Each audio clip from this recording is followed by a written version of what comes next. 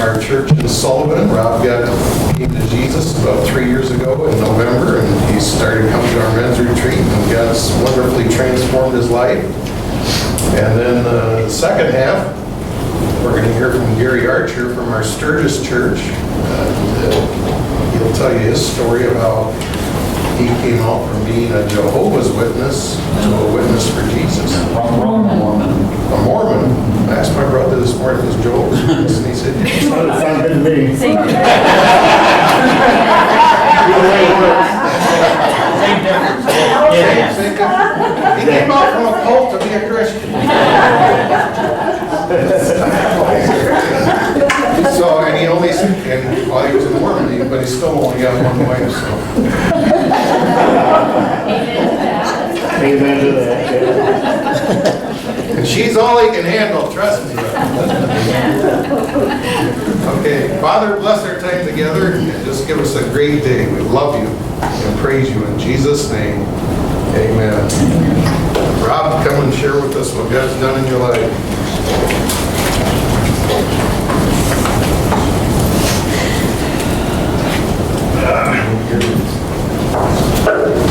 Deal with this projector. That's the height of knocking knees there.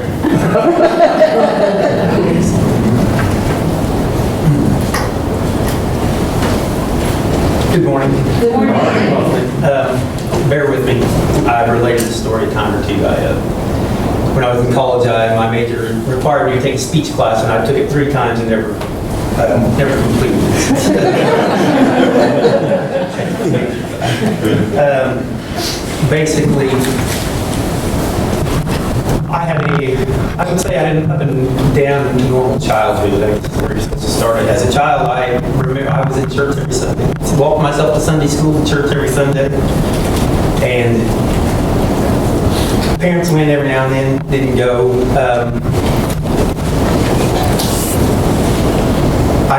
It was good and bad as a childhood. I'm not here to, there was a lot of drinking in my childhood, or in my family, let's just say. I had a great dad, but he also was a drinker. And I'm old fan of everything. And I probably, as a child, seen a lot of things I should not have seen. And was not sure, scared to death of the man, and was not really sure where I was at as far as my relationship was with him. I seen a couple of things, and I'd seen a couple of things that he'd done. On one occasion, he had abused my mom on one occasion, and I had to witness it. And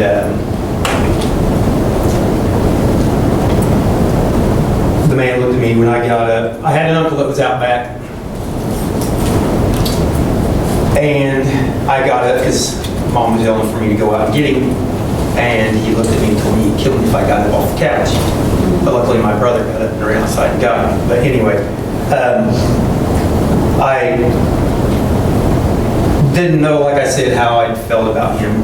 And unfortunately, at the age of 11 years old, with that relationship still was, I loved him. I was scared to death of him. He was killed in an auto accident about a mile away from the house. And anyway, mom had to go back to work, raising 2 teenage boys pretty much by this time on her own. She'd always been a housewife, and now she had to go back to work, so she was basically on her own. But I had a normal, from there, in school, I was into sports. I was in all kinds of sports. Got it out of high school, graduated, went to college. Pretty much normal from there. But over the years in high school, I got away from the church. I went as a child, but as I got older, I got more involved in everything, sports and girls and the whole 9 yards. And so I got away from the church. And as I got into college, I started on the weekends to hang out with the guys. On the weekends, we'd go out and we'd have some beers and we'd drink. And that started out, and that was fine. And not fine, I didn't mean that. That's not exactly how I meant, so bear with me. That went on over the weekend, but it just, as a gradual thing, the weekend partying became through the week, and then a few days through the week, and a little bit more, and then where it was pretty much every single day. And I started out drinking, but then I got introduced to marijuana, And then from the pot, I was smoking dope every day and drinking. And to make a long story short, by now I only had one semester left to go in college, and I was commuting by this time. But now I was partying so much that I couldn't wake up to go to class anymore, so I eventually just quit going to school altogether. So now I was back home without a job, without prospects, just bouncing from odd jobs to odd jobs, because I found a man who I hung out with and had been married to my cousin actually, and he, for lack of a better word, was on disability, so he had no income. And he had that income, but he did not work, and he sold dope out of his house. So I started hanging out with him. And so basically, it was party time, party central, and the whole 9 yards. And various people came in, and smoking dope suddenly turned into, well, now every now and then there was cocaine. And it was called crank back in the day, but it's just like meth. LSD, acid. I dropped acid. I ate mushrooms. It was just every day, and I was not doing anything except and I'm just trying to give you a picture of the person I became, and slowly, gradually, and who I became. It was bad enough at one point to where I was outside of Chicago, had went, and he had made a purchase. We were driving back south of Chicago on I-63, all kinds of traffic. A bag of the powder, nothing to put it in. We had a straw, stuck a straw down in this bag and just started snorting away. And I know that the Lord's with me. I'm not saying a lot because I was just totally, I didn't even think about God. I couldn't think about anything but getting the next high. 4 days later, when I was still awake, and people were looking at me and asking me what was wrong with me, and what you were sick. Are you sick? Are you dying? Yes, I was. I mean, of course, I didn't tell them that. I didn't know, but I was. And that's just the way it became. It continued. I just want you to get a picture of who I was. It got so bad at one time, I didn't have a job. So I knew of an establishment that had gambling machines in it. They were illegal, they weren't supposed to have them. So I knew that they couldn't do anything if somebody happened to go in there at night and break into these gambling machines and take money. And that would have been me. I had an accomplice who drove around town. We lived in a little small town, and drove around town while I was in there getting out this money. And we were going to split the money. And in my greed, not only did I rob this place because I knew they couldn't prosecute because these are illegal machines, they couldn't have it. I got between $400 and $500 out of that machine, and when I found the guy later, I handed him a $5 bill and said the machine was, I didn't get any money. And that was just also I could continue to support the habit I was now and the lifestyle I was living. What happened in the meanwhile, what happened was I started dating a girl in all this somehow, and in between the party, I managed to meet a girl, and as a matter of fact, it's the mother of my 2 children. And she got pregnant. And by this time, I had went for 5-6 years of living a lifestyle like this. I was now 26 years old. And she was pregnant, and I had no job. There was nowhere I was going. And so I was forced, I continued to drink, but I laid off the drugs for a month, and I joined the military. I went in the military. I had nothing else to do, nowhere to go, or anything like that. So I joined the military. And best thing I'd ever done at the time. I didn't give it any thought to what I'd done, but I know the Lord was working. I didn't give him any thought. I'm not trying to not say anything about God and what He said in my life, because at the time I didn't acknowledge Him. I had no, it was all me. I was doing everything. I didn't acknowledge the Lord. I didn't know, But He hadn't been working to get me off, at least away from the drugs and in the military. I had my 2 children. At the end of my tour, we moved back to Indiana, and shortly thereafter got a divorce. It was just not a good marriage from the get-go. And I don't know why. My children have told me ever since that, and trust me, this is hilarious, but it's funny. They said that they always said, Mom always said she just wanted to have kids with you, and that was it. I had no idea why this woman wanted. We just wanted to do that, but we basically got a divorce when I got back. I got employed at my current employer at Bemis. I started there back in '97, and see my kids on my days off, and pretty much started living my life. And I was no more drug use, but the drinking started,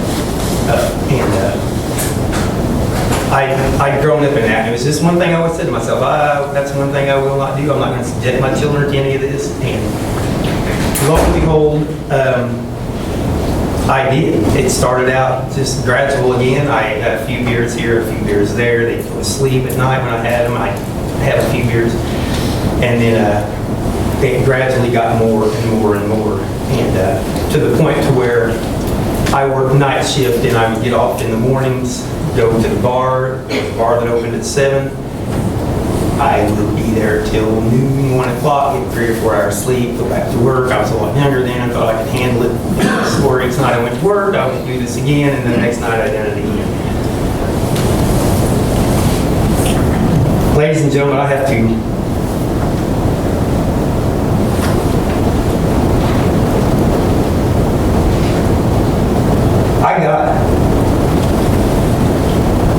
I had my children in my car before and had a mixed drink while I was driving. I drove all around town with my dad when I was a small child with my dad, and he was drunk. And you know what? Here I was doing something. I wasn't drunk, I was in control. I just said, I just had this one drink on me. Don't tell me that the Lord's not looking, or what's not looking out for me. I mean, all those years and all those wasted days and all the drugs and then this and I could have killed, it's a man, not only, I could have killed me, I could have killed someone on the road. I drove all the time. I always had a drink. I was always drinking. I always had a drink. It finally caught up with me. I totaled a car. I totaled 2 vehicles, as a matter of fact. They were 4 years apart. I totaled one. I was by myself. Luckily, it was a single car accident. Went to jail, lost my license, didn't have insurance at the time when I totaled the car. Drove after that for a couple of years with the suspended license, and I didn't have insurance, never got insurance, never got my license back. Rolled another vehicle, went to jail over it. Was in danger of this time being warned that, one more time and you probably will be losing your license for life, and I shouldn't. Continued to drink. I needed to drive. I had to drive. And I lived about an hour away from work. And so I continued to, without the driver's license, with the suspended license, and just took that chance. And still had a drink. And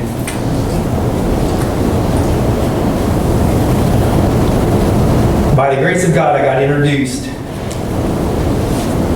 to Pam, my wife, Steady Hollis. My father-in-law, he was here with me.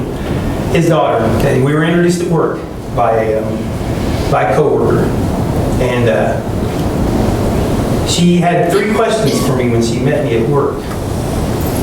And these are the 3 questions she asked me. She said, "I will go out with you if you go to church, if you have a driver's license, and you do not drink." Strike 1, strike 2, strike 3. And I lied to that woman's face, and you know what? It's amazing what the Lord does, because I lied right to that woman's face, and you know what? She still went out with me. She didn't know I lied to her. She found out. It didn't take her long to find out. And we had a lot of ups and downs. She actually drove me around for 6 months. She actually put the hammer down and drove me around. Would not allow me to drive. And drove me around for probably 6 months until I could get my license back. In the meantime, though, I kept drinking. I hid it. I tried to be good when I was around her, but I still kept it. And so finally, it just got to the point to where, something's got to give, and I put myself in rehab. I went down to Florida, insurance paid it through work. Went down to Florida, cleaned myself up for 3 weeks or so, I thought. I'm not knocking it any, I think that's wonderful. People need to get the help they need, and AA, and I was preached all of that, and all of that. I got out of that rehab facility, went to the Boca Raton airport, had a 2-hour layover, and the first thing I did was went to the airport lounge and drink. I had a 4-hour layover in Atlanta and drank there. By the time I got back to Indianapolis, after 3 weeks in rehab, I was already drunk.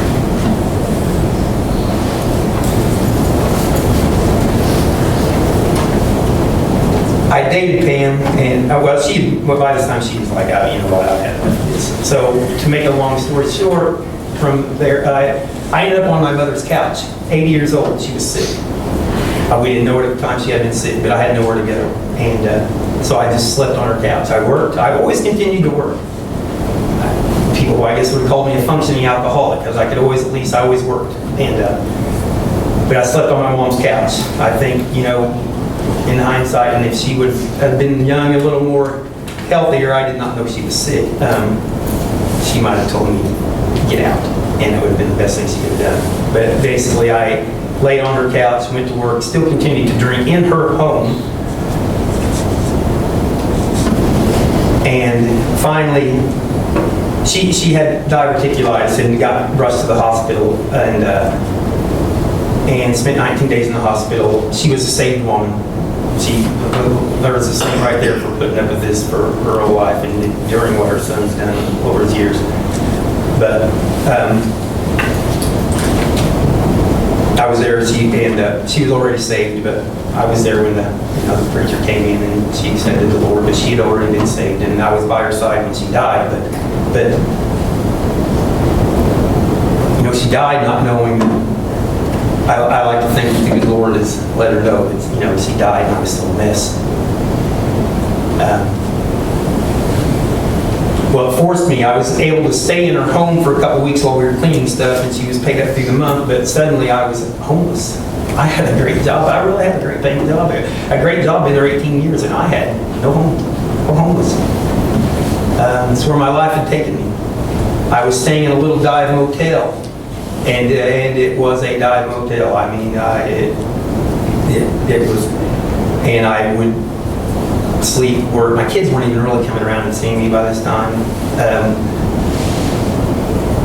I was a mess. So I didn't have a home. What were they going to do? Just come and sit on the bed with me in this little bitty motel? But anyway, and I was off work one day, and it was comfortable to me, how they say you can get comfortable in your misery, and Pastor John said that this morning, and I woke up one morning in that little hotel room, and the whole shelf was lined with alcohol, and each of them had been drank out of. A half gallon, a fifth, a pint, a 6-pack of tall boys, and I had no idea where it came from, for one. So I obviously somehow had made, I don't know how many stops or whatever through the night, but that was when I was like, you know what, something's. So I felt it then, and I basically had nowhere to go and nowhere to turn, and by the grace of God, I talked with Pam, kind of started seeing each other again a little bit. She took me to church, Pastor John's church. I went there. I started going there with Pam. We were hanging out, and dating. That's what I mean. I went to the church. Pam and I started getting more serious. I was still sneaking in alcohol, but I was hiding it very, very well. I was a liar. Boy, I was a liar. I was a liar. Pam once told me, she said, I could almost handle your drinking more than I could your lying, but I didn't need to handle either one. And it was just, I'd been to all the AA meetings, I've been to rehab, nothing to stop me from drinking. I just couldn't get over it. And finally, I think everybody had enough, and one day, call it what you want. I guess God finally said, all right, this is it. Are you ready? Are you ready? Because I got up one day and I said, enough is enough. Pastor John, I had been to his church some, not a lot, but I'd been there off and on. And I tell you what, the moment I walked through that door, I'm not just saying it because he's here. I felt more welcome in that church and with that church family. And he was at I think a conference of some type or whatever, I got hold of his wife Bev and asked if I could talk to him. Well, he got home that morning, it was Saturday, 3 years ago in November, and I got in his living room and I got down, I accepted the Lord as my Savior, and I prayed with him and asked for forgiveness. And you know what? All the rehab, all the years, all the AA, everything, never worked. I haven't touched the drop since, ladies and gentlemen, 3 years.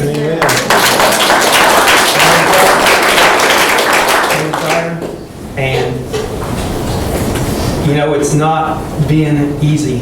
I will tell you that it's not easy. And honestly, and I'm not talking about the drinking. The Lord's put a lot more in my life. And because I've had nothing that just, you know, you feel bad about all the wasted years. Most people start a lot better younger in life.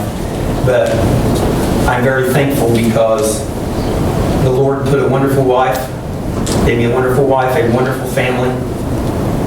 I couldn't ask for better people. I've never, always been like a father to me that I missed and didn't have for years. And I know I said some things about my dad. I don't know. I mean, but I felt a peace about him lately. And you know what? I've honestly been missing him a lot lately. I didn't think about him. I didn't give him a thought for 30 years, probably. Really didn't. Every now and then, I would do the thing about going out and putting a flower on his grave or something every year. But there went years without going out there. But I felt more of a peace and about him. But the Lord's blessed me. I'm almost 50, and most people by their young age, this may not be a big deal to a lot of people. But I own a home now. My credit, I was once told that 96% of the population had a better credit score than I did. And my credit, I'm able to do things. I have a nice vehicle, a home, a beautiful family. Beautiful church family. Pastor John went out of his way to disciple me. I couldn't ask for a greater preacher. He's taken me to these men's retreats, and I'm so thankful for these men in my life, Holly and his son Tim. And like I said, it's not been easy. He's put a lot on me. I was a loner. I wasn't a people person. I liked being by myself, and that's just not the case anymore. That's a big family. They like to be around each other. And we are now raising my wife's granddaughter. She's been in our home for a year and a half. There's been a big responsibility and a big stress. We've had children in and out of trouble, and but I'm hopeful that they're able to look at me now, and which I think they do, and it'll be better for men at work. I was at a plant. I have men at work that they're watching me, and praise the Lord, I've had a couple of them actually come up to me. They've seen me and they've seen the change, and they wanted to know what the change was, and I told them. And honoring men. I had an atheist come up to me not long ago, but he started a conversation with me, and I'm hoping to be a better witness for the Lord, and I just can't tell you how grateful and thankful I am from where I've come to what He's done for me. So, amen.